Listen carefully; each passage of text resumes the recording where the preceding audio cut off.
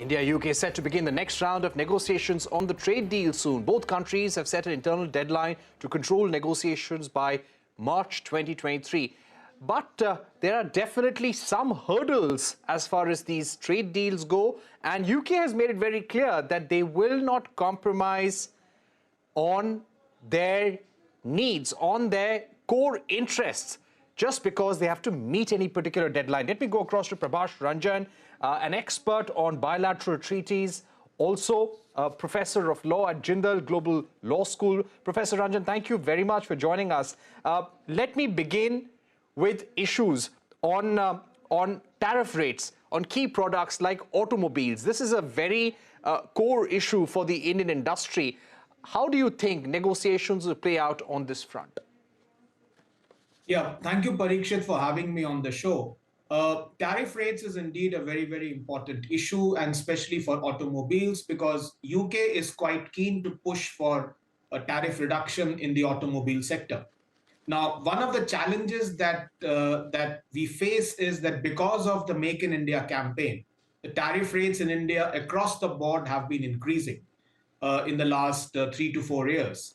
And because of the increase in these tariff rates, it makes the negotiations difficult. Now, if we take the automobile sector, the tariff rates on cars is in the range of 60% to 100%. Now, this obviously is not something which would be acceptable to the UK, which would like a drastic reduction in the automobile sector on the tariff rates. Automobiles has actually been a success story in India, and therefore, for the automobile sector to resist against any such reduction perhaps sends out a negative signal about how ready the Indian industry is to compete with the imports coming from the UK. So I think that on this stand, unless or until India agrees and reduces the tariff rate, this will be a difficult issue between the two sides. Right, definitely. This was a problem area during the last EU-India FTA negotiations as well. Also, the point on IPR issues, especially evergreening of patents. There have been reports that this could be a problem, a setback in future for the Indian pharmaceutical industry. Give us a sense of what kind of IPR controls or measures does UK want to put in the trade deal, which may or may not benefit India?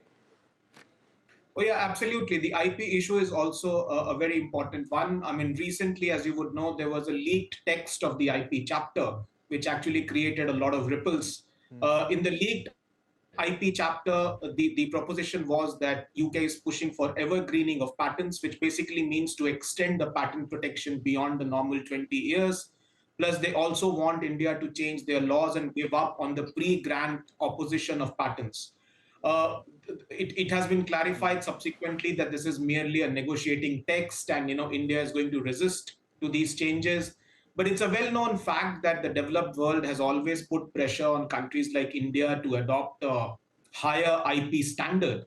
And therefore, I'm not surprised to see that this is part of the negotiations. India needs to be very, very clear on this, and India should ensure that it does not accept any IP provision in the FTA, which is TRIPS plus in its nature.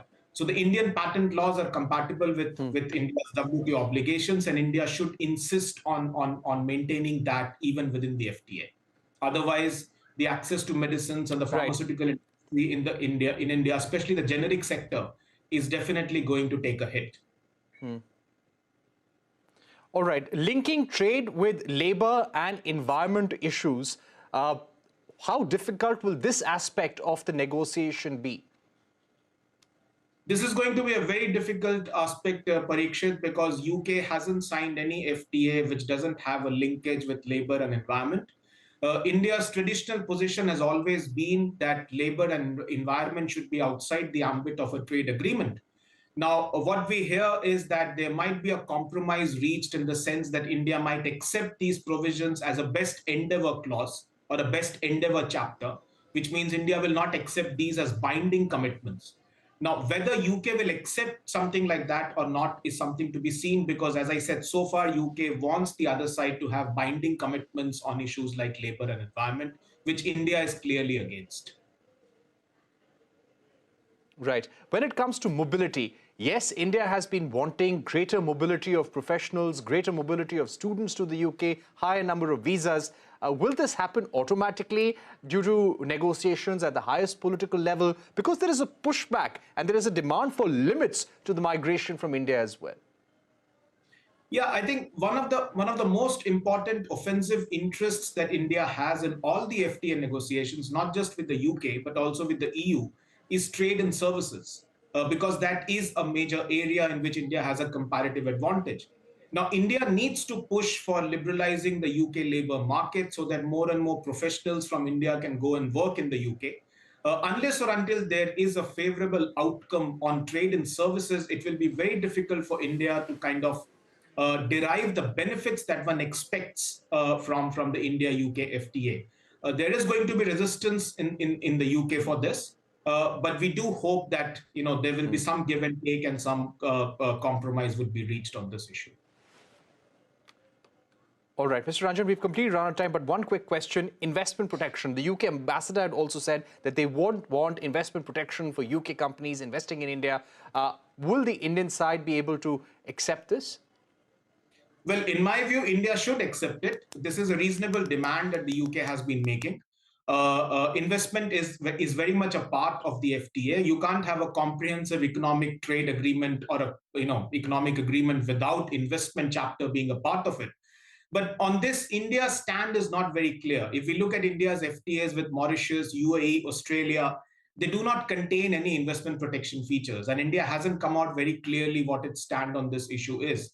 Maybe India prefers to negotiate investment treaties separately from the FTA. But in my view, this does not make economic and legal sense.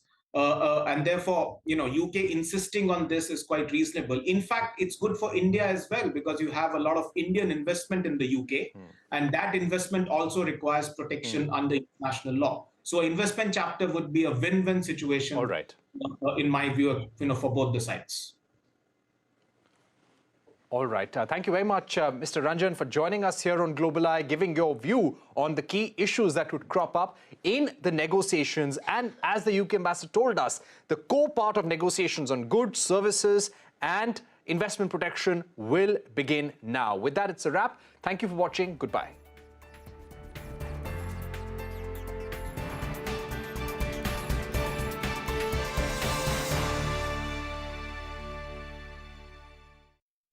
Different ages